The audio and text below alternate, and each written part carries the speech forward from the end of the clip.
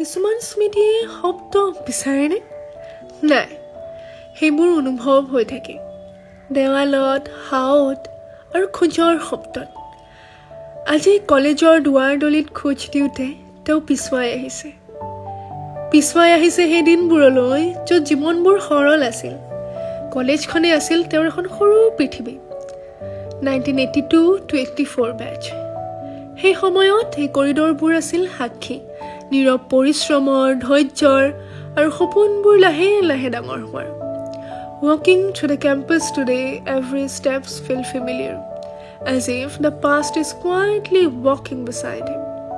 মথাখনৰ একাষত থিয় হৈ তেওঁ হাঁহিছে, ভুমুকিয়াই কৈছে, মইতো মুক্ত আছিলোঁ আই। আত্মবিশ্বাসে তেতিয়াই তই জন্ম লৈছিল। আৰু স্মৃতিবোৰ চা, আজি কেনেকৈ ভুমুকিয়াইছে। তেখেতৰ ভালকৈ মনত আছে শ্ৰী সত্যনাথ দাস ছাৰৰ প্ৰতিটো দৃঢ়বাণী।